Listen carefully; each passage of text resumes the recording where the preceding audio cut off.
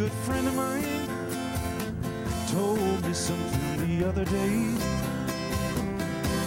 I'd like to pass on to you, 'cause I believe what he said to be true. He said we're here for a good time, not a long time. So have a good time. The sun can shine every day, and the sun is shining in this rainy city, and the sun is shining. Ooh, isn't it a pity? And every year has its share of tears, and every now and then it's gotta rain. We're here for a good time, not a long time. So have a good time. The sun can shine every day. Sing along if you know. And the sun is shining in this rainy city, and the sun is shining, sort of. Ooh, isn't it a pity?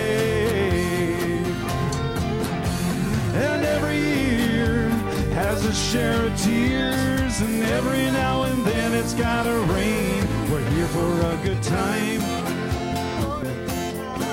not a long time. So have a good time. The sun can shine every day. We're here for a good time, Here for a good time, not a long time. not a long time. So have a good time. Have a good The sun time. can shine every Sun day. can shine every day. We're here for a good time, Here for a good time, not a long time. not a long time. So have a good time. Have a good The sun can time. shine every day. Sun can shine every day. So have a good time. The sun can shine every day. So have a good time. The sun can shine every day.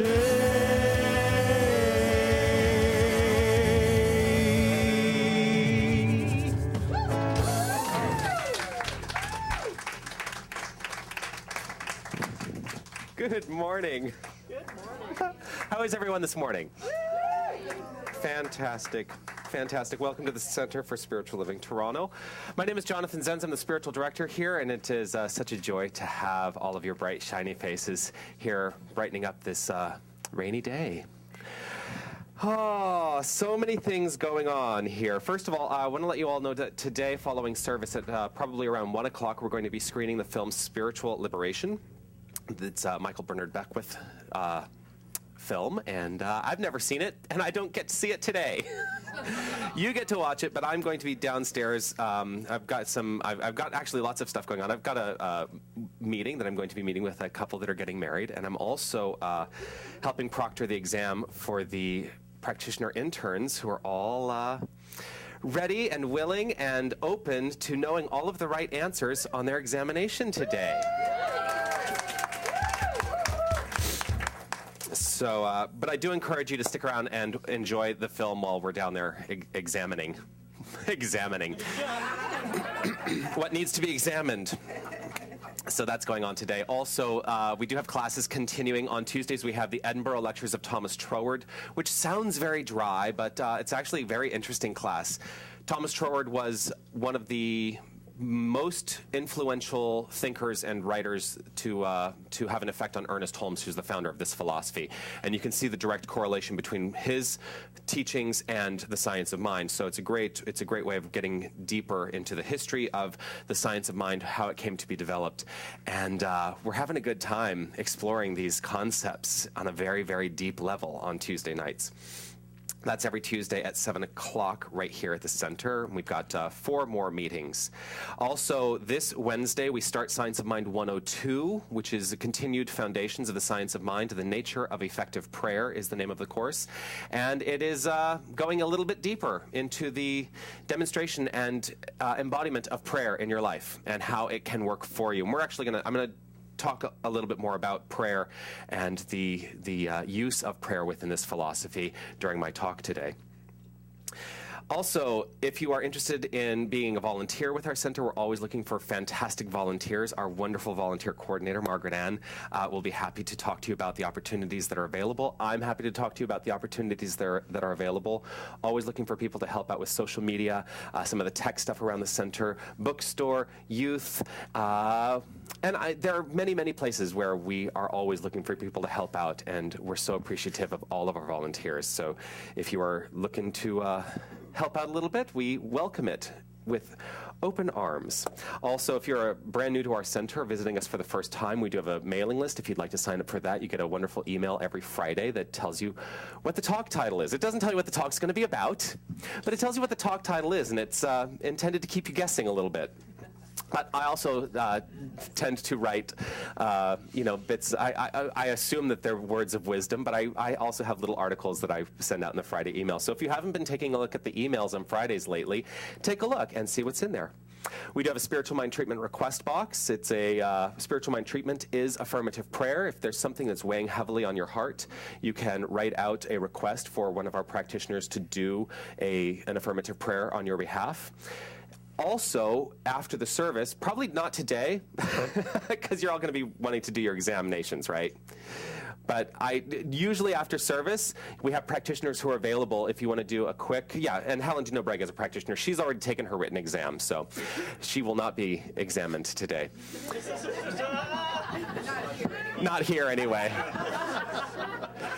But if you'd like to meet with a practitioner following service today, they are available to you for 1-minute miracles, we can call them. That's what a lot of people call them, 1-minute miracles. That's really it for the announcements. If you want to check us out on Facebook, YouTube, Twitter, we are active on those bits of social media, and we're always happy to have you engage with us in that way as well. So here we are at the Center for Spiritual Living Toronto, where we're here for a good time. I need to drink some water. Okay, so I have to cop to something, because you can probably tell. What do you think I'm going to talk about? Yes. Yes. Okay. So this has come from. I actually talked about this in class. So for weeks, what have I been saying up here every week? I never get a cold. Never. It never happens. I just don't get colds anymore, right? So of course, that was, and I even reaffirmed it last Sunday, saying I never get a cold. So what happens? I have been miserable with a cold all week long. Now, here's the lesson. Here's the Science of Mind lesson. What do? Treat. Yes, I treat. Do I go and do I start to do a witch hunt for, why did I get this cold? No. I don't do a witch hunt. It doesn't matter why I got the cold. Now I have an opportunity. Rather than going to blame, I talk about this a lot, personal responsibility, which does not mean blame. Now that I'm having the experience, I get to recreate my experience, which is what I've been doing this week. So, and just so you're all aware, I got over the cold real fast. I sound worse than I actually am, because it's still just some lingering congestion, but I got over the cold real fast. So, there's your Science of Mind lesson for the day. You can all go home. No, because here's what goes on. Yeah, I got sick, but I'm not going to go into the, it's such a horrible thing, because now I can't say that I never get a cold anymore. Who cares? Who cares? So I got a cold, and now I know how to deal with it. Treatment. And I said he's building up his Canadian immune system. That's true. Yes. I'm in a new country. There are new things, right? Yep. There are new little, new cooties. That's good. So I will probably, I drink a lot of water. I'll probably drink a lot more water today. So let's go ahead and start off by turning to the inside of our songbook, the inside front page under What We Believe. And let's read these words together. A declaration of principles is what they are. And as you read them, like I always say, just check in and see how they resonate with you as you read these words out loud. I believe that the spiritual and material universe are one. I believe that whether I call it God, spirit, energy, or universal consciousness, every person, place, and thing emanates from this one creative source. I believe that spirit is an infinite, loving intelligence, operating in and through all life, never separate from anyone or anything. I believe in cause and effect. I believe that it is done unto me as I believe, and as I think, so I become. I live this now, and I rejoice in it. And so it is. I live this now and I rejoice in it. And so it is. When we say "and so it is," we have now laid claim to our word. And it becomes a part of our experience. And here to help us lay claim to our word a little bit more with some words of wisdom, I'm going to invite to the podium our practitioner today, Margaret Ann Snyder. Are you surprised? I've changed the order a little bit, by the way.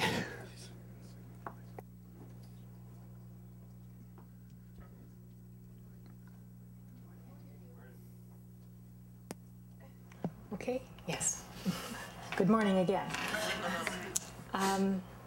Ernest Holmes tells us, "At the center of my own consciousness, I recognize a transcendent principle forever animating, sustaining, vitalizing, recreating, guiding, directing, and inspiring. There is within me that which knows what to do and impels me to act in accord with its perfect law and order, and its complete peace. This I accept. Even as I affirm it, I know that this omnipresence is alive and awake and aware within me. And this lets me know, without a doubt, that I am a part of this infinite substance that is love, that is peace, that is joy and creative. This is my knowing, and I live it." Please join me in prayer. There is only one mind, all-knowing, all-consciousness, all-intelligence. There is one heart that is love, creation, and joy. There is one body that is the being and the doing of the infinite, always expressing, always being, always doing. And I am it. I allow this to settle into my being, into my essence, and I live from this presence, knowing that I am a spiritual being, knowing that I am one with all that is, knowing that I am. God is and I am. This is my essence and my knowing, my peace and my joy, and my creativity, my expression. I am one with God, and I love it. I love that I am this essence. I relax into it and accept it. I open to it and I let it flow. This is who I am, and I rejoice. In gratitude, I release this to the law of mind, knowing it is done through me as me, in grace and in joy. And together we say, "And so it is." That's beautiful. Thank you very much. So I'm going to do something a little different. None of them are expecting me to do this, so this is coming as a surprise to all of them, just so you're aware. I'm going to invite the practitioner interns who are writing their examinations today to come stand on the podium.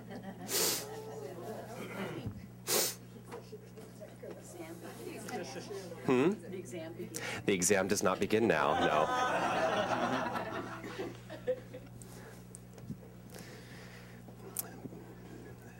Go ahead and, well, how you organize yourselves. If we knew for what? Just to stand there and accept. This is all I want you to do. I want you to accept. I want you to be in a place of receptivity right here and right now, with the understanding that every single person in this community supports you. So as we look upon these three women here, let's look upon them with the recognition that they have laid claim to an understanding within themselves as to who and what they are, how they approach the world. That they've made a claim that they live their lives based on spirit. And so what I'd like to do is that I'd like us all to stand and let's share in singing The Face of God, number 8, in your songbooks. We're going to sing this directly to our practitioner interns today.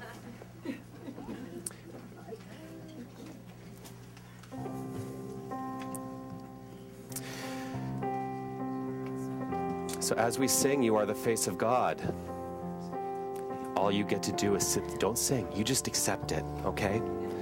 Just feel the energy of this room and the power and the support of this room. You are the face of God. You are the face of God. This is your path. This is your chosen path. And we all honor it and we all bless it. And we are all grateful for it.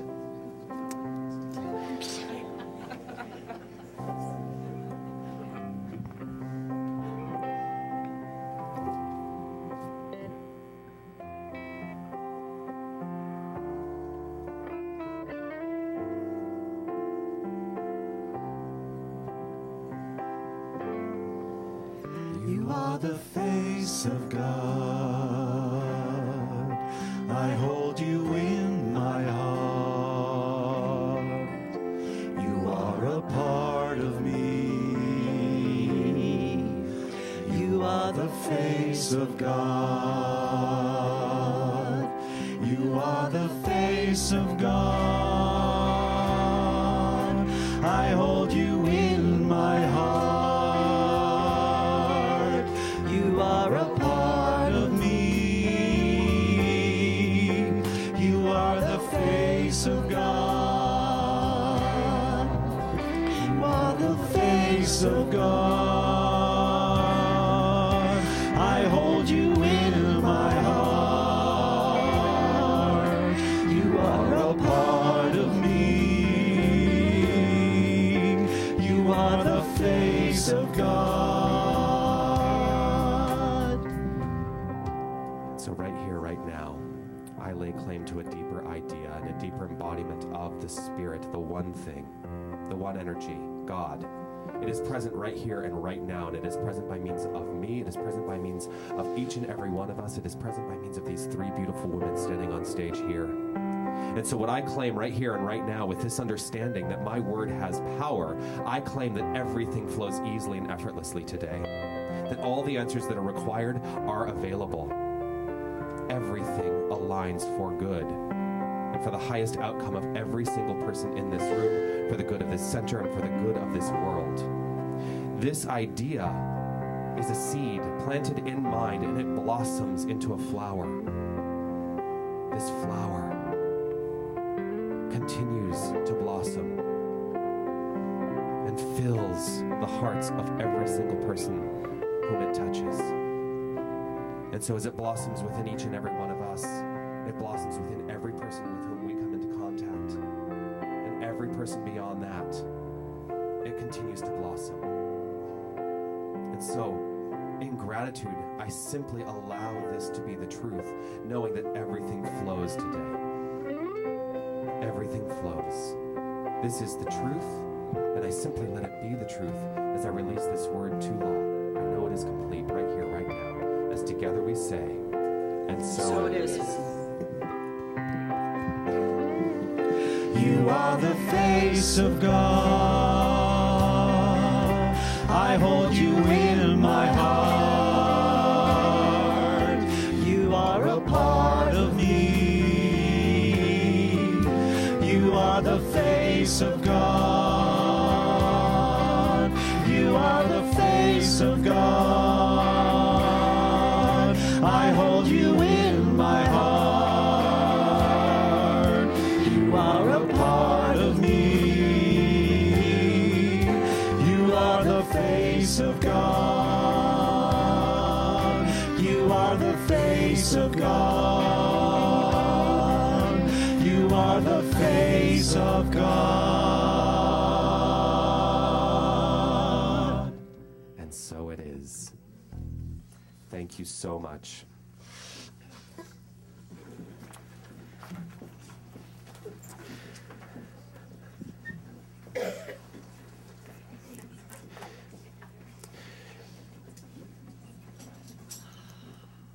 So an examination is just an idea. It's just an idea. And the thing that I also want to remind all of them today is that an examination is not a test of what you don't know. It's not a test of what you know. It is simply a tool that we use so that we can come to a deeper understanding of what we know. It is not about intellect, it's about heart.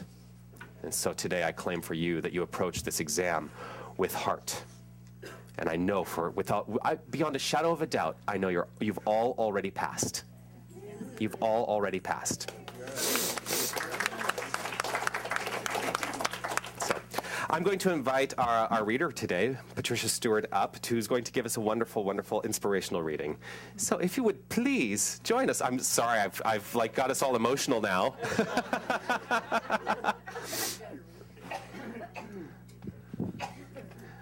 Perfect. Good morning, everyone. Good morning. I'm getting over a cold, too. But, there's an upside to even colds. I get this huskiness, and my husband says it's my sexy voice. So, using my sexy voice today, I'm going to read to you. Chicka wow wow. My talk today my reading is entitled The Freedom of Not Knowing. And it's by Roger Houston. It's a person that I have got to know over the internet, and I'm really taken with his readings. He's an author, speaker, and a writing coach. Is life worth living without a goal? Do we ever really know where our lives are leading or what we are doing? Our culture places an enormous premium on the accumulation of knowledge and the development of strategies to achieve our personal ends, including our spiritual goals as well as our career ones. And there are many good reasons why it is right to do so. Scientific knowledge, self-knowledge, specialized knowledge, all of these can deepen our understanding and relationship to life and to each other, and give us tools with which to be useful not only to ourselves, but to the culture at large. Knowledge is enriching, powerful, and often inspiring. Strategizing can be a rational and intelligent use of our time and resources toward a particular end. As a culture, we like to think we know a great deal, and that our knowledge is taking us on an ever-improving trajectory. We know so much that we can be forgiven for thinking that with enough commitment, resources, and time, we shall eventually solve every human problem and break every code that nature has to offer. We are cracking so many genomes and developing so many spiritual practices that surely we are on the verge of a new dawn in which humanity's capacity for wisdom will outweigh its capacity for foolishness. Surely we know better by now than our forefathers ever did. We like to know because knowledge seems to give us control over ourselves, our future, even over our environment. But is the accumulation of knowledge, either inner or outer, really the answer to our deepest questions? Of course, it has a role, but the older I get, the more I have come to wonder. I have come to wonder at the remarkable fact that I am sitting here at all, typing words into a screen, without knowing whether I will be here even the next moment, whether some imminent failure in my apparently healthy body is about to launch me into some unexpected chapter, or to an abrupt end to my story. What keeps me upright? I really don't know, nor do I know what today holds. I don't even know much about this moment I am living now. I don't really know what the purpose or meaning of my life is, or even if there is one beyond what I am doing and being in this very moment. Then, what and where is the reason in love? Globally, are we moving toward greater wisdom or ever more foolishness? I don't know. I just don't know. Over time, I have come to see all this unknowing not as a defect, but as a gift. It fills life with a freshness, with unexpected possibility, and a wider, more open sky. I now welcome the fact that I don't know much of anything at all, especially about those things that so many of us fret over daily. Who am I? What am I doing here? What am I meant to be doing? Harvard has no answer for questions like these. Most of us have felt like Hotspur at times when Shakespeare has him say in Henry IV, Part 1, "A plague upon it, I have forgot the map." But, as the mythologist Joseph Campbell reminds us, we must be willing to let go of the life we have planned so as to have the life that is waiting for us. Not having a map can be interesting, even inspiring. It can offer a space in the mind for the unexpected, even the undreamt of, to swoop in and take us by surprise and perhaps lead us in an entirely new direction. It can awaken us to the new ways of seeing and being. It may not be culturally correct, but it is all right, even wonderful, not to know who and where you are. Not having a map, however, needs trust. Trust that not knowing what we should be doing or where we should be going has its own intelligence and value. Trust that where we are now is where we are meant to be, whatever it feels like. Otherwise, we would be somewhere else. Here is our starting place. Right here is the thread of our lives leading us forward, not in our thoughts, not in our hopes or fears, but in the momentum of life itself moving through us. But the inherent wisdom of life, the organic intelligence of it as shows up in our particular and personal circumstance, needs an open space in the mind, free of strategizing and scheming, to reveal what it knows. Once in the early 1970s, a penniless refugee from the Chinese Cultural Revolution came to my door in London. He had my address from some advertisement I had placed in the local newspaper. He didn't know why, he said, but when he saw my name, he felt a prompting from his deceased grandfather to make contact. His family had all been killed during the Revolution, and the night before his escape to the West, he had a dream in which his grandfather was showing him the stepping stones that lay across the local river. At night, you can only see one stone at a time, his grandfather's voice had said. Your life will be like this. Trust it. Since then, I have often felt his grandfather was speaking to me. All I know now is that I am on my way, one step at a time, following the wind and a still beating heart, and that is enough to be grateful for. After all, as Helen Keller said, security is mostly superstition. It does not exist in nature. Life is either a daring adventure or nothing. Thank you. Thank you so much.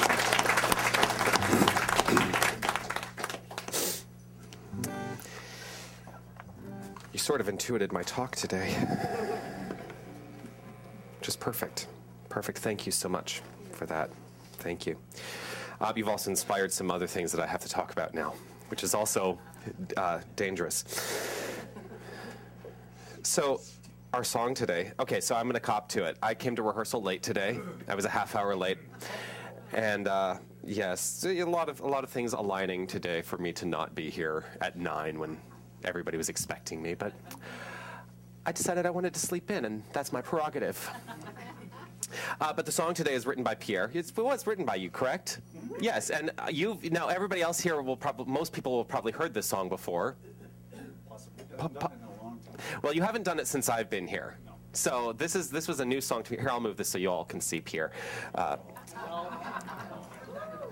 Because it's important to be able to see, this man when he sings. But it's a fantastic song. What is it called? I can't even remember now. It's all good. It's all good, and that is the truth. It's all good. So take it away, Pierre, and the band, and everyone. 1, 2, 3, 4.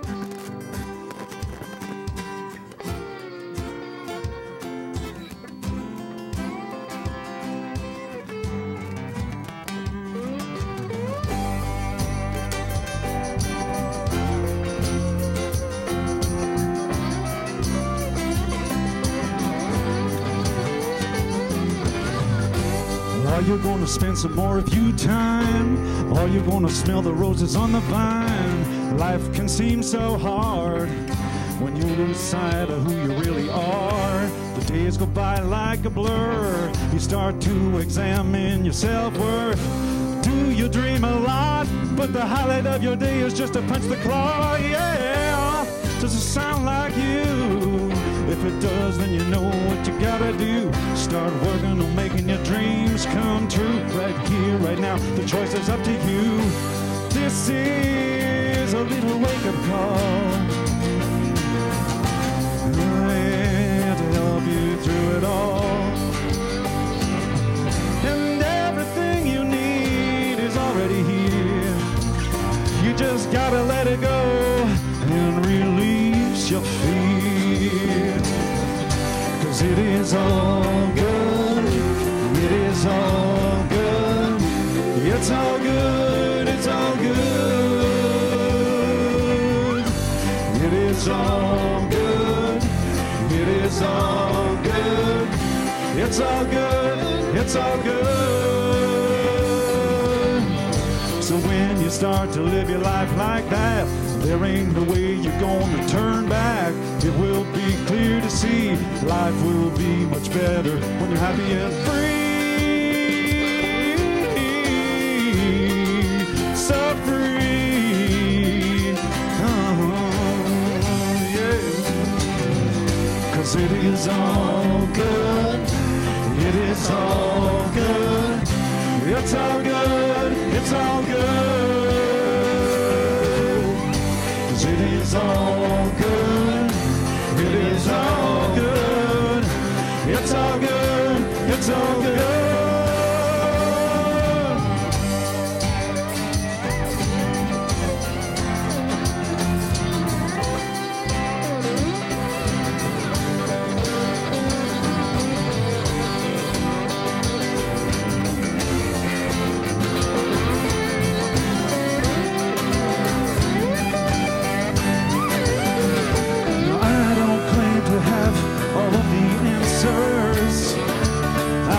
Living my life today.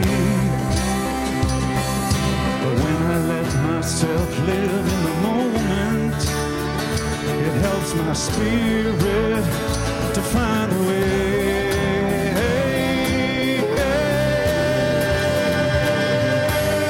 It's all good. It's all good. It's all good. It's all good. It's all good, it's all good, it's all good, it's all good. It is all good, it is all good, it's all good, it's all good. Yeah. It is all good, it is all good, it's all good.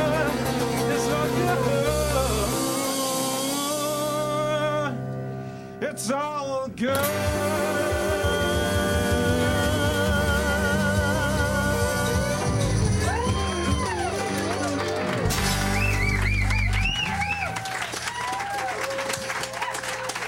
band.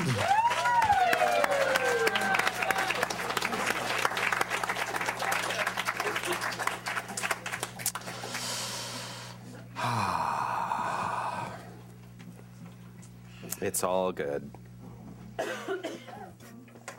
It's all good. Does all leave room for anything else? No, it's all good. All of it, everything. 100%. Everything is all good all the time. Everything.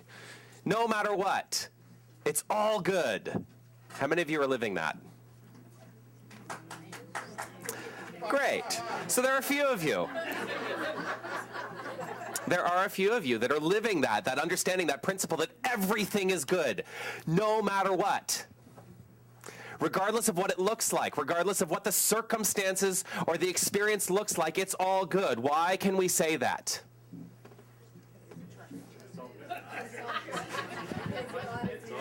It's all God. It's all God. Consciousness. Oh, I love my students. Even though I have joked, if you do write consciousness as every answer on your examination today, you will probably fail. I'm sorry to say they're looking for specific answers. Well, can you get more specific than consciousness? Anyway, so it's all good. So today's talk is inspired. Are you trying to turn that furnace on? They still have not replaced it. It's not going on, I'm sorry to say. Sorry, I just saw him trying. I'm like, it's a futile attempt. So today's talk is inspired in part by the practitioner interns who are taking their examinations today. Last week I said something off the cuff about, no matter what, you just have to trust that you have all the answers. And I thought, well, that seems to be an appropriate talk title, All the Answers, because isn't that what we're looking for? We're looking for all the answers. Isn't that what most religions are looking for? They're looking for all the answers. Why are we here? What is life all about? What is existence all about? Is this all there is? We're looking for answers. One of the things that really struck me, and I'm so grateful to what you read today because it's very much in line with what I have to say today. One of the things that you read about was the idea that we're looking to solve every problem. This is what science is trying to do. We're trying to solve every problem, right? The problem is once we solve something, what happens? Something new is revealed, and there's something new to be solved. So, can you ever have all the answers? No. You know what I love about not having all the answers? It lets me relax in the understanding that life is simply an exploration of life. That there's nothing there. I will never have all the answers, but boy, how fun is it to go after it and to try and figure it out. And this is what I'm trying to do within this ideology. So one of the things I'm going to talk about today is I'm going to talk about religion and science. Religion and science. Religion is trying to answer everything. It's trying to give you all the answers from a very established, very narrow-minded paradigm. That's what I believe a lot of religions are trying to do. Whereas science is always looking for the next exploration. It's only going off of what they consider to be established, provable fact. Once something is proved or proven, once you have determined that this is now, there's level of probability within anything that's been proven, right? At some point, some little bit may fail. So, is anything ever 100%? No. Is there? So I'm going to ask a scientist in the room. Is anything ever 100%? No. The sun comes up. That's 100% of the time, except the sun comes up, except you don't experience the sun the same way 100% of the time. For instance, it came up today, but you're not experiencing it in the same way. So nothing is ever 100%. The day that the sun doesn't come up, that will be sad. So we're all trying to do the same thing. We're all trying to find the answers. And ultimately, what religion is looking to find the answers to is the purpose and meaning of life. I mean, isn't that why most people go to religion? to understand the meaning of life?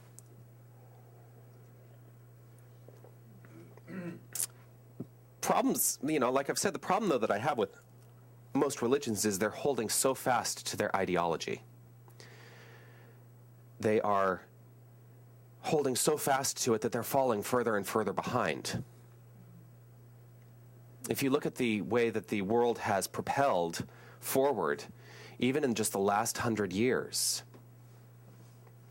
there are certain elements of certain religious philosophies that are not moving forward at the same rate. Is this a problem? Perhaps, as long as the people who are adhering to these religious principles are not propelling themselves forward, and they're living within a faith that no longer works. That's when it falls apart. Now, I'm not here to condemn any particular religion. That's not what I'm here to do, because we do consider this. Now, get ready.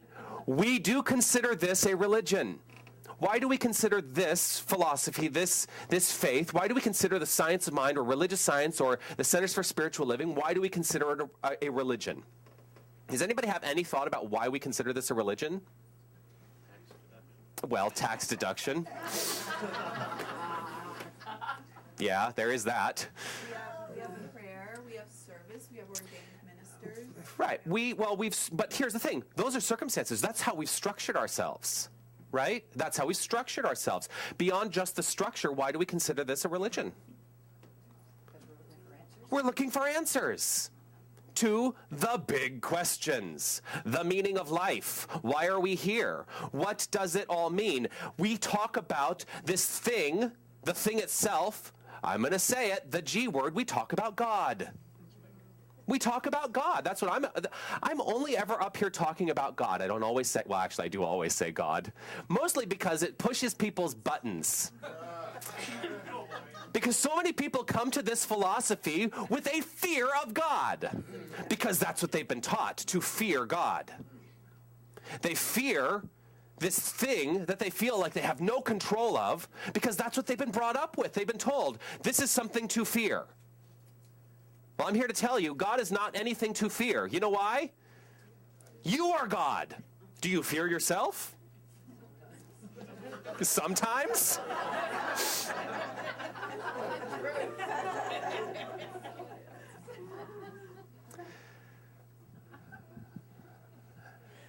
I guess there have been times when I have feared myself. But it was only because I was operating under a misunderstanding of who I really was. That's it. When I come to a deeper understanding of who I am, there's nothing to fear. And the possibilities are unlimited within that. So I'm working off of a specific paradigm today. The idea that many religious ideologies are holding people back and science is propelling people forward. If you look at just the last 10 years, how much has been accomplished by means of scientific exploration and discovery? I mean, think about 10 years ago, how very different our world was. No iPhone. That's an important discovery for me personally. I love my iPhone. Now, the concept that religion is holding back is not anything new. It's really not. Look at Galileo, Copernicus, Darwin. They were all forward thinkers. They were all saying, you know what? There's something provable within this world, within this context, and it was religion that was saying, oh, no, no, no, no, no. We're going to hold fast to what we believe at the expense of forward momentum. I choose not to do that, and that's one of the reasons why I am so drawn to this philosophy, because we don't do that. What we do is we say, you know what, there's more to explore, there's more to know, there's more to always be moving towards, because life is infinite possibility. And so if life is infinite possibility, have at it, live it, explore it.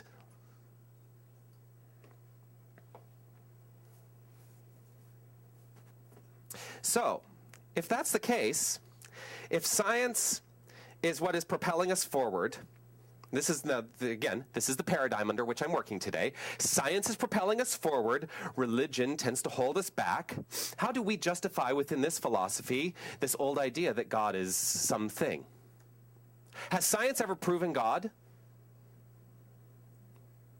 Is science trying to prove God? Yes. There are elements of science that are trying to prove God, I believe. Now, if you look at things like the Higgs boson, which I'm not going to get into what the Higgs boson is. If you want to ask me about it, I will talk about it later. But at one point, this was not the scientists, but the media. They started calling it the God particle. But it's because of this idea that once they understood once they were able to prove that the Higgs boson existed, it would give us all the answers. All of a sudden, everything in the theoretical physical universe would make sense, because everything would align within a certain specific set of rigid ideas. You know what I love now that they have discovered the Higgs boson? It's now coming to the forefront. I talked a little bit about this in class. It's not quite fitting in with the model the way they thought it would exactly. So you know what's happening? They're saying, oh, look, there's more to know. There's more to discover. There's more to explore. How exciting is that? So I have this, so paradigm, science moving forward, religion holding back. In this philosophy, here's how I justify our continued belief in God. God is revealing itself in every moment through our imagination and intuition. God is revealing itself in every moment through our imagination and intuition. These are purely activities of mind.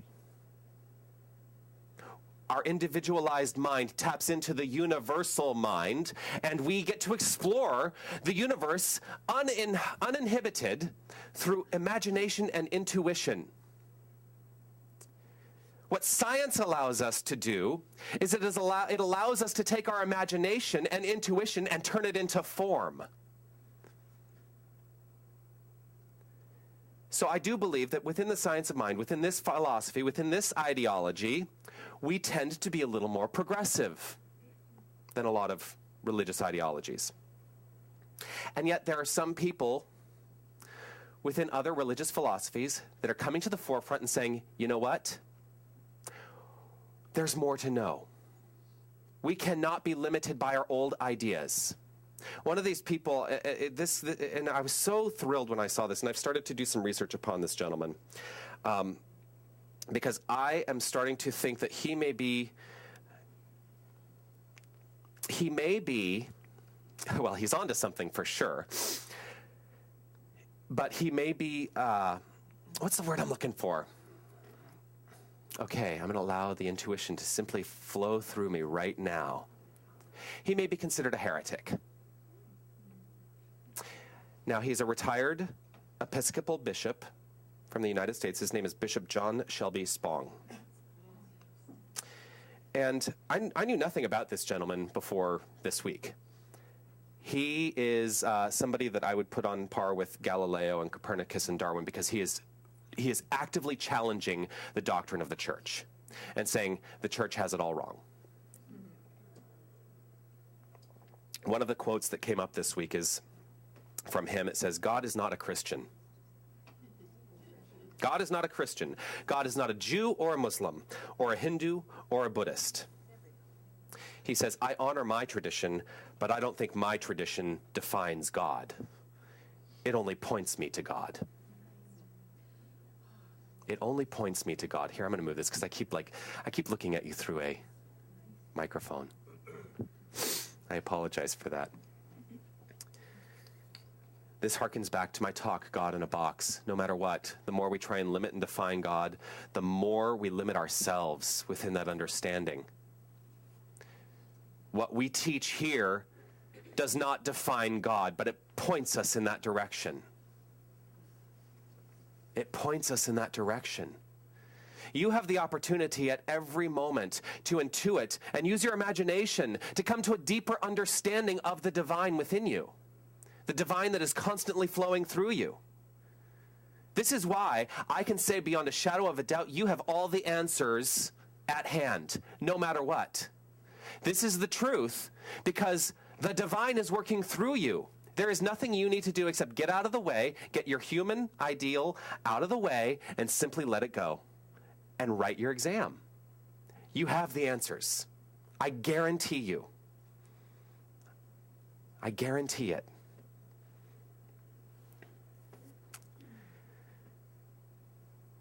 So, stepping out of the way. One of the premises we work under within the science of mind is that we never need to worry about the how. We never need to worry about the how. The answers are always there. We never need to worry about the how. What we get to do is we get to imagine the what. We get to imagine the what, right? Whenever I teach spiritual mind treatment, I'm always saying stay out of the way of the how, because you never know how God is going to deliver your good. But understand the what. What is it that you're treating for? What is the purpose of your treatment? What is the purpose of your prayer? Most important is not what is the thing you wish to acquire. What is the feeling about that thing you wish to acquire? What is that? Treat for that. Step out of the way. Let God show up and give you the how. Imagine how great life is going to feel. Because God never fails to deliver exactly. Exactly. God never fails to deliver. But if you get mixed up in the how, you're not telling God what to do. That ain't going to work out so well. It might work out according to your limited idea of what you think it should be. But in the long run, God knows. God knows.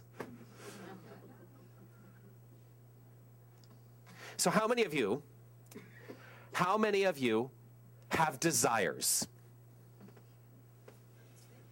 And the rest of you? So I imagine we all have desires. We all have things we want. We all have things we want to experience in life. Are any of us completely satisfied 100%? Is there anybody in this room who is completely satisfied 100%? Because if you are, please come give the rest of the talk. We all have desires. We all have things that could be considered the whats of life. We all have imagination of something that we're not living right now. What do these considerations, when you think about the things, when you think about these desires, what do you feel? What do they make you feel like? Think about this for a few minutes. What does it make you feel like? Now, say again? Motivated. Great. Great. Now, as you get in touch with this feeling, what you are doing is you are now looking at your desires using your imagination. You are tapping into God using your imagination. I told you someday I was going to get really practical about how to do this. You are tapping into imagination. That is God at work. The feeling, stepping into the feeling, that's starting to step into the intuition. Allowing the feeling to come through you, to wash over you. To wash over your entire being. The feeling is also allowing God to do its thing through you. Now we can move a little bit further into intuition. And one of the practices that we teach within this philosophy is specific to this idea. It's called visioning. Note, it's called visioning, not visualization. And there is a difference. I believe there's a difference. When I talk about visioning, I'm talking purely about allowing intuition to come through. When I'm talking about visualization, that's imagination. To imagine something in your mind's eye so that you can see it in your mind's eye. That's visualizing something. Visioning is allowing the intuition to simply come through you, and it may not look like what you expect it to look like, but it's allowing the divine to work through you. In visioning, we tap into universal mind. We tap into universal mind to become receptive to the divine pattern of perfection which underlies all things. We become aware of our true destination. This then allows us to catch the vision in our mind's eye rather than impress the vision, the idea. We're now catching the vision in our mind's eye to create a new mental equivalent. Now, if you're not in class, you may not understand what I mean when I say mental equivalent. Mental equivalent is the idea. It is the idea that becomes form. Now, the reason that I'm explaining this all to you is because I'm going to do something a little different today. Just relax. When you create a new mental equivalent, also you can say you're also developing a strategy for accomplishing the thing that your vision is revealing to you. When you create a new mental equivalent, that new mental equivalent is impressed upon the law of cause and effect. It must show up no matter what. So, you've intuited my need. Actually, I told him, he just didn't know that this was exactly where it was happening. But you've intuited my need, thank you. So, what's a little bit different about today's service is I'm going to give you just a little taste of visioning, which I don't necessarily go directly into this kind of spiritual practice during service because, you want to, well, I don't know. I'm sitting here thinking, you just want to hear me talk for 40 minutes and then get the heck out. But if we're going to get practical about this, Can you explain visioning again? yes, visioning is tapping into, we're going to do it. So visioning is tapping into universal mind. Letting go of all preconceived notions, letting go of all impresses of ideas. We're not putting ideas upon anything, we're allowing ideas to come through us. That's visioning, as opposed to visualizing where we're impressing a vision of something onto, whoa. Hey, the lights went out. Let there be light. So, in visioning, we're tapping into universal mind instead of using our individualized mind to create an image. Okay? So, what's going to happen now is I'm going to invite you all to take a breath, to relax into your seats. And it's sort of a meditation practice. And we're going to do normally I would do a visioning session. It would last about an hour. So this is a very short taste of it. And I'm going to start doing visioning within our center. But right where you are, simply be present. I'm going to ask Aaron to go ahead and just start noodling on the guitar. Consciously focus your awareness just on this present moment. Feel yourself being supported by the seat. Feel the movement of the air around you. Simply be present, be right here. Allow everything that has preceded this moment to simply melt away. Let go of anything that's living in the realm of anticipation. Let it go. The only thing you need to do is simply be here. Be present. Be right where you are. Now, in the feeling of support, recognize that it is something greater that is supporting you. It is an energy. It is a deep, deep knowing. All you have to do right in this moment is simply be present. Just be present. Now, in this present moment, I will ask that you use your imagination to bring up one idea, something that you wish to experience. One idea.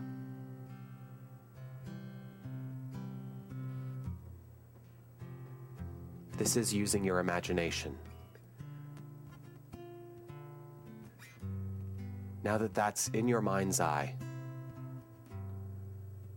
simply remind yourself that you are only right here in this present moment. Say to yourself, I am here. I am here. I am here.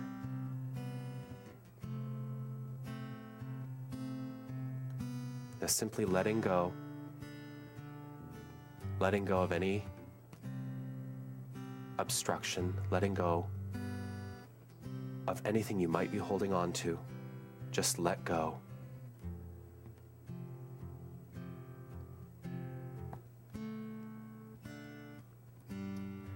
I'm going to ask you a few questions, and rather than forcing the answer, simply allow the answer to come through you. The answer may not be literal. What comes to mind may be a color. What comes to mind may not seem to make sense, but simply let it come through you.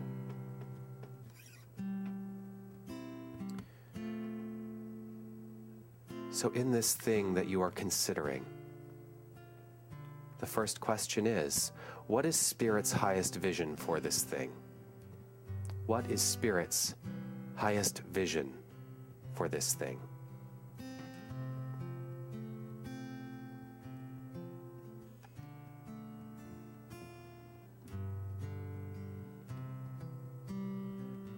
Whatever comes is whatever comes.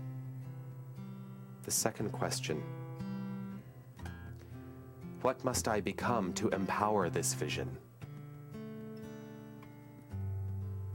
Simply allow Spirit to answer through you. What must I become to empower this vision?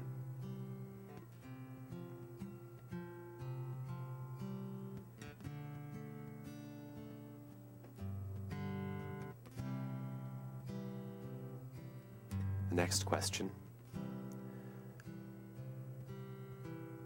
What must be released? What must I let go of? What must be released?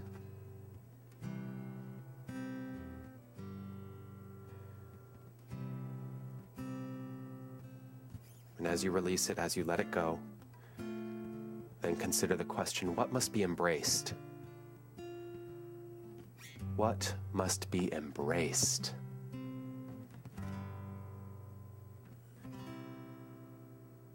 Continuing to breathe, continuing to allow yourself to firmly be present in this moment. The final question, is there any other information that is needed in this moment? Is there any other information that is needed in this moment?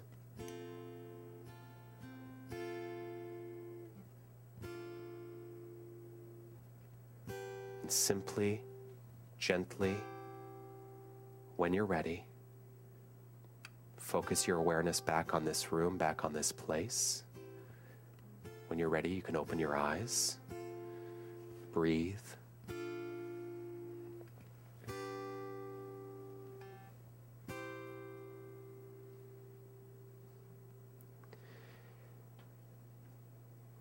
Here's the truth. You've just experienced a very small taste of visioning. A very small taste. But part of the reason that I think you all sit here and you all look for these answers is you're all looking for something that's going to seemingly be complicated. Was that complicated? No. The great news about God, the great news about Spirit is that since it is intuitively working through you no matter what at all times, you always have access to it at all times. It is simply taking the time and taking those moments to remind yourself that this is who and what you are. Stop trying so hard. That's really the message for today. Stop trying so hard. Simply remind yourself in every moment and in every situation that God is who and what you are, and lay back and let God do its thing through you, because that's what you just did. Now, I don't know, and I won't claim to know that anybody ever came up with the most brilliant answers in the world to what it is that you're looking for. Now, a lot of times, there's a journaling process that goes on after this. But I can guarantee you that somebody had some form of enlightenment about something today. Somebody did. I'm not going to say, who was that? But somebody did. But it's about being open. It is about being receptive to the divine working through you. This is God. This is God. This is the experience of God by means of you. God is beyond any religious ideology. That's the truth. It's beyond any religious ideology. God is the core of your being. So take the time. Engage in the practice. Engage in the practice of coming closer and closer to that understanding and that embodiment in every single thing you do. And I guarantee you life is going to get easier.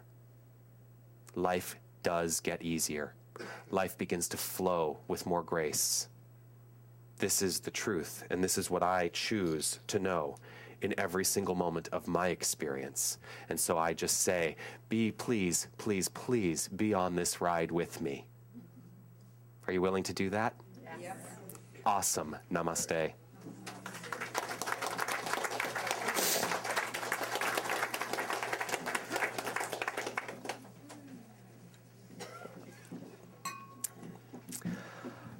I am so grateful to all of you and to your willingness to let me do things like that in the middle of service, which, you know, it is about spiritual practice, right? And I may start looking at bringing in different aspects of spiritual practice within the service, because that is how we get practical about it. Does that feel practical? Do you feel like you can do that? Yes, anybody can do this at any moment of the day. I'm going to ask you a favor. Can you go get one of the forms which are sitting behind the bookstore before I ask you to come up? So we're doing something sort of new this year. To my knowledge, you've not done a specific thing like this. I have decided as the spiritual director of this center that we are going to engage in a stewardship program. Now, what is a stewardship program, you're probably asking? A stewardship program is kind of like, well, it's a pledge program. So as we look ahead to 2013, and as I start to look at the numbers for 2013, thank you very much, one of the things that helps us make solid fiscal decisions is knowing what we can expect from our community in terms of what they're going to contribute during the year. So what I'm asking you to do is to make a pledge for 2013 in terms of what you are going to give. There are different ways of pledging. Here's how it differs from the Count Me In program. The Count Me In program is you're making the pledge and then giving us your bank or credit card information so that we automatically deduct that. If you simply want to make a pledge and say that you're going to contribute X amount every week, but you're going to do it via cash or via a check, all we're asking for is your commitment, your verbal commitment. Well, it's going to be a written commitment, but just so that we can begin to look at 2013 and say, this is what we have to work with, and this is how we can start to grow this center. Because here's one thing that is very important to me. We need to expand beyond these walls. It's time. It is time. Here's how we do that. Not just by financial commitment, but by a commitment to each and every one of us within this center, starting to talk about this center beyond these walls. To start to bring people to this center, to say, hey, you know what? Here's where I go on Sunday. Here's what makes me feel really good. How many people are afraid to talk about their spiritual practice with their friends? Yeah. The one person is afraid. You're afraid to talk about your spiritual practice with your friends. Well, two people. Tony, I'm sorry. To have ignored you in that moment. But I talked about this a couple weeks ago. I am no longer willing to be afraid.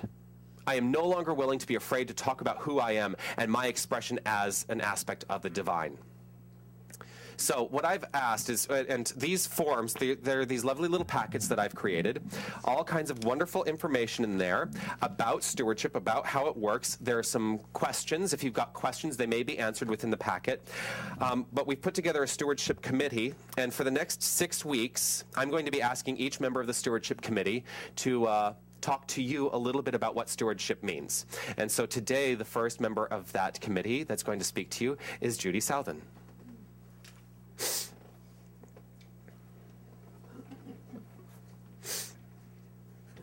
I got a cold too. And I never get colds, honestly. But I'm better. And I'm here to declare to you publicly what this center has meant to me for the last 7 years. I've been coming here since January the 15th, 2006, so coming up 7 years. It means a great deal to me. And when I came here, it was coincidentally, how's this for divine guidance? It was the same year that I found out that my husband was diagnosed with dementia, Alzheimer's. And I didn't know it at the time. So I got to grow spiritually here with the Science of Mind teachings alongside a life journey like nothing I've ever experienced, believe me. The center has given me so much. I love being here with all of you. I have so many friends here. It's so wonderful to be here with like-minded people. I never regret having been a Catholic.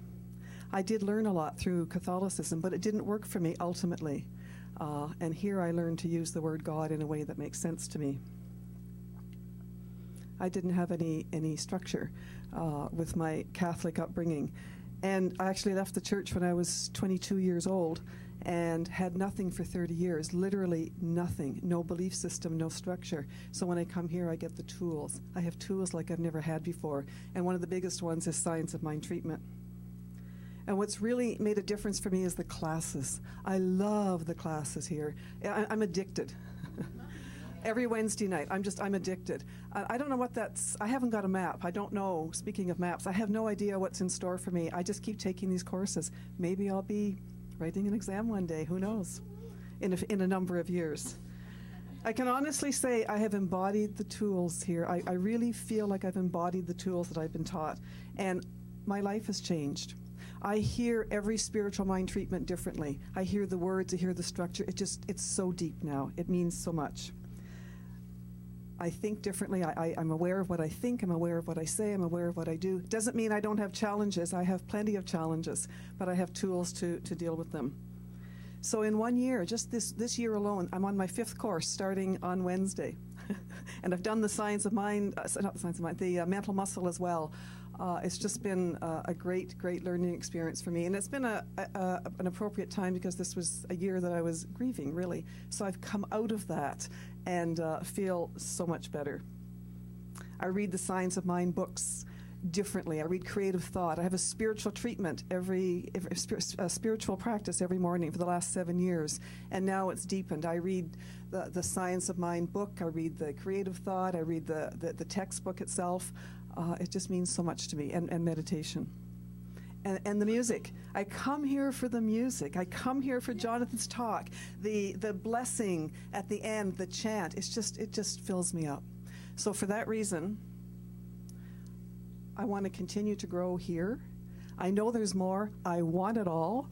And for that reason, I deserve it all. We all deserve it all. For that reason, I give my financial support to this center to the best of my ability. Thank you.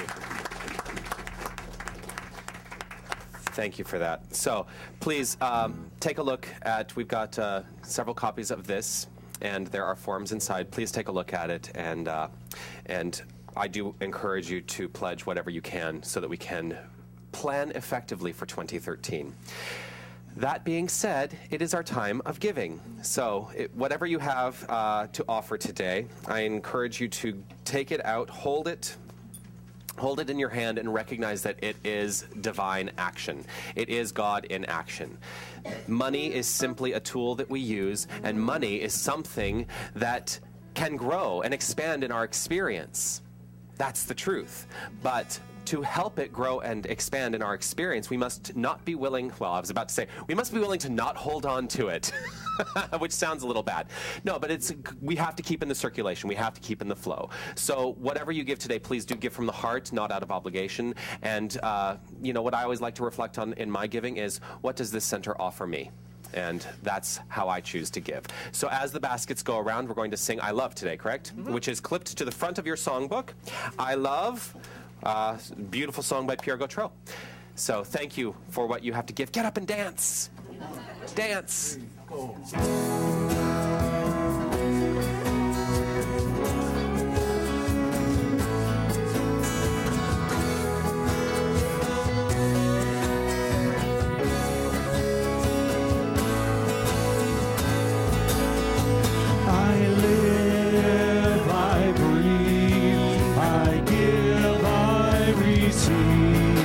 I love, I'm a part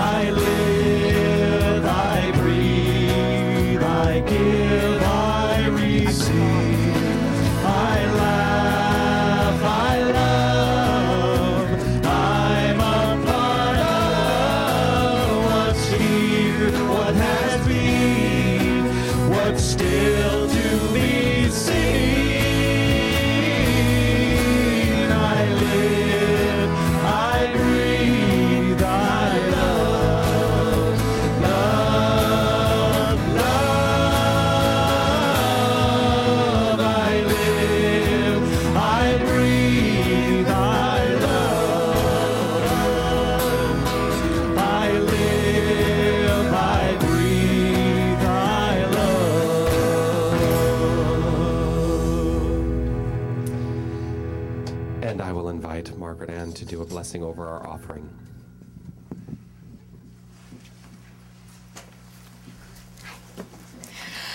Please join me in a prayer of gratitude. There is only one divine energy, and it expresses in and through and as everything. It is our relationships, it is our energy, it is our talent, it is our giving and our receiving. And amongst all of this giving and receiving is our money, our energy of exchange and support. This money is a divine energy that is everywhere, and we allow it to flow in and flow out and work as our tasks as we assign to it. It's an energy of doing, an energy of sharing, and I am eternally and infinitely grateful for this infinite abundance that flows in and through us. In gratitude to each and every one, and in gratitude just to life and to this energy, I release this to the law of mind, knowing it is done. And I give thanks to each and every one. And together we say, and so it is. Thank you very much. Thank you, Margaret Ann. And I want to thank Jim and Susan, our board members who are on duty today. Thank you for your service. A lot of thank yous to go around. Christina, who set up today. Also, Jim and Judy were our greeters today. Patricia Stewart, thank you so much for your wonderful, very appropriate, perfect reading. In the bookstore today, we have Nick. Our practitioners of the day, leading our meditation today was Helen Dino Braga. Thank you so much. And our practitioner during service was Margaret Ann Snyder. Also, our down with the kids, I think we just have one child today. I think I only saw Zach. Three? Oh, they're down there? Okay. I didn't see them. I haven't seen them. They were very quiet today. Yeah, so down with the kids today, Mahala and Mark. One of the most important jobs, those who clean in this center always are in my good graces. Julia and Cherry cleaned. I want to thank Carrie, who is in sound on the soundboard today. I want to thank Tony for making sure that we are webcast to the world. I want to thank the entire band that is growing by leaps and bounds.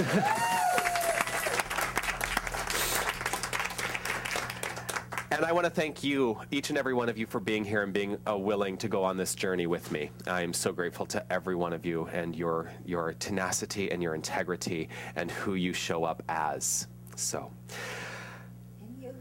thank you. Thank you. So we're going to close out the service today with a song that's not, or it's actually a chant that's not in your songbook, but you'll catch on real fast. Here's the idea.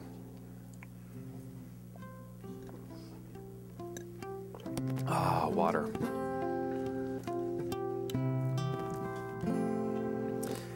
As we've come to a deeper understanding and a deeper embodiment today, specifically, of what God is and how God works through you,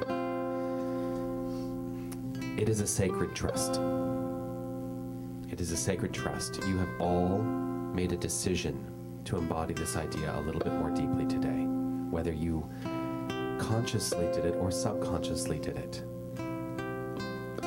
Today, you've taken one step forward in an infinite journey. And so I honor you for that. And I am so grateful for this time. I trust and recognize this time as sacred.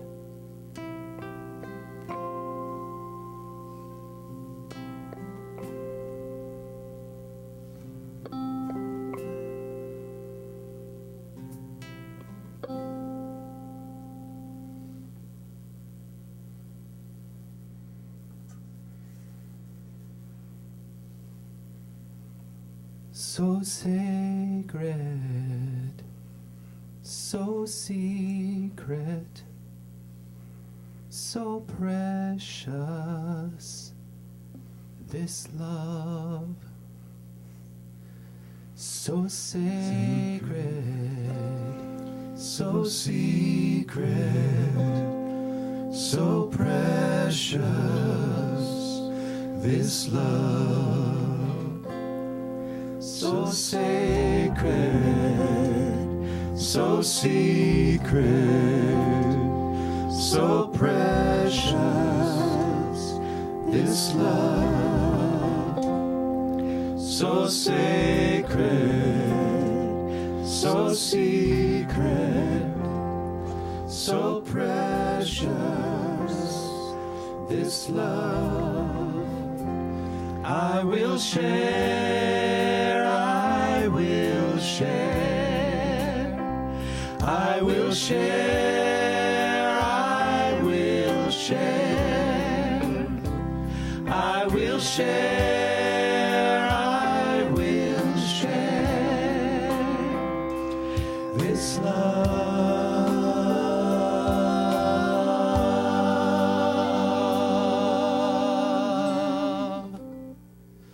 So sacred, so secret, so precious, this love. So sacred, so secret, so precious, this love. And so right here in this moment, I recognize that sacred trust. It is a sacred trust that is born in a deep understanding and deep embodiment that there is only one divine power. There is only one thing going on. There is only one infinite presence, one perfect intelligence, one cosmic force at play throughout the entire universe, throughout all of existence. There is only one. I call it God. I call it good. And I know that it is unfolding by means of each and every one of us at all times, no matter what. It is who and what we are. And in this deep understanding, I simply give over to more and more of its flow by means of me.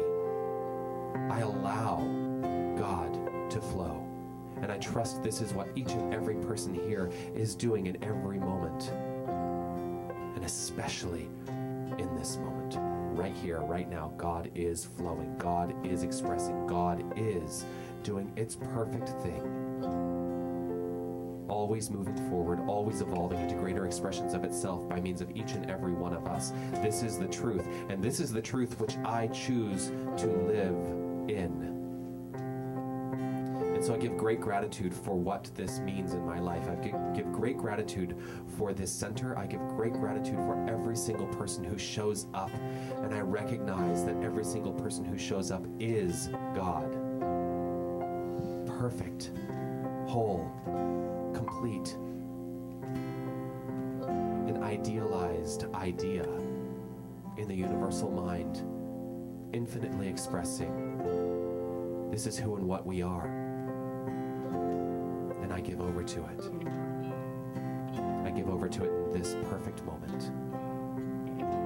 I trust and I know that my words spoken now are done. And I simply let them be done. I simply let them express in form. I let them be so, as together we say, and so it is.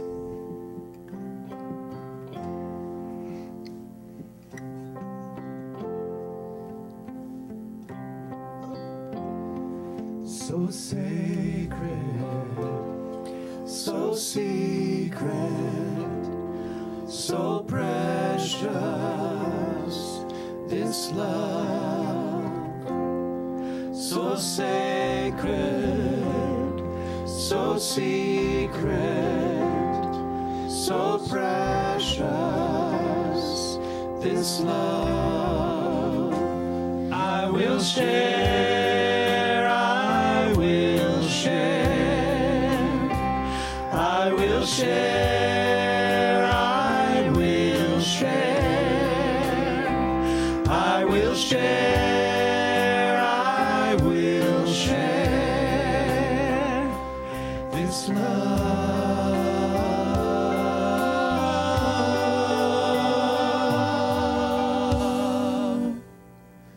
So sacred, so secret, so precious,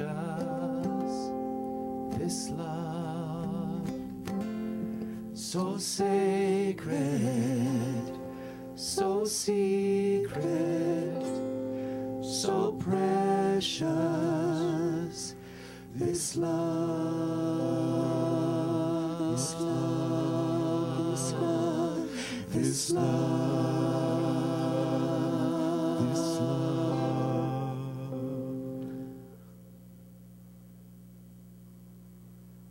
And so it is. So let's take this fullness and let's celebrate this with our final song, which is Bright Side of the Road, right? Yes. Which is what number in your book? 65. 65. Let's take this and kick it out into the street with Bright Side of the Road.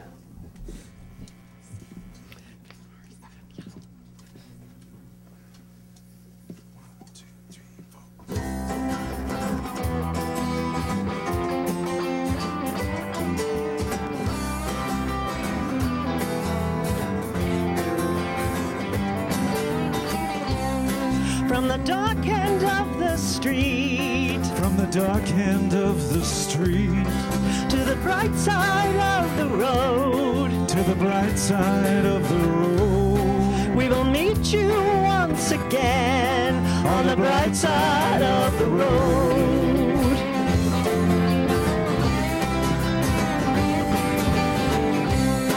Little darling, come with me.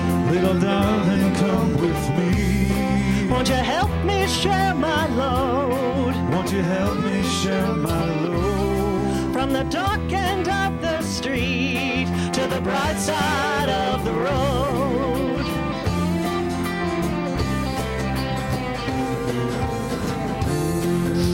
And into this life we're born. Oh, baby, sometimes we don't know why. And time seems to go by so fast. In the twinkling of an eye. Let's enjoy it while we can. Let's enjoy it while we can. Won't you help me sing my song? Won't you help me sing my song? Little darling, come along to the bright side of the road. All right, take it away, boys.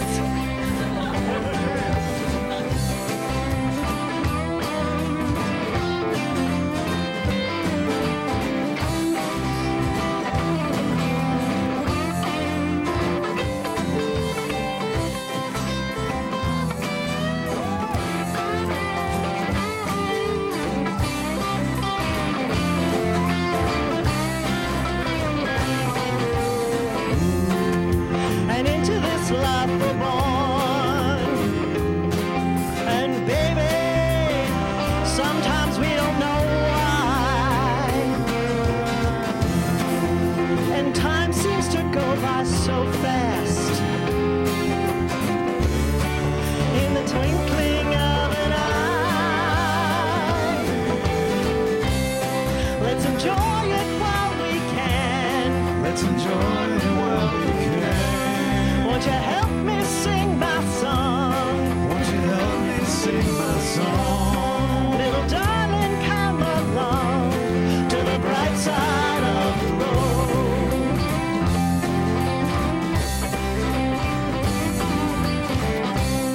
From the dark end of the street From the dark end of the street to the bright side of the road, to the bright side of the road, we will meet you once again on the bright side of the road. We will meet you once again on the bright side of the road. We will meet you once again on the bright side of the road.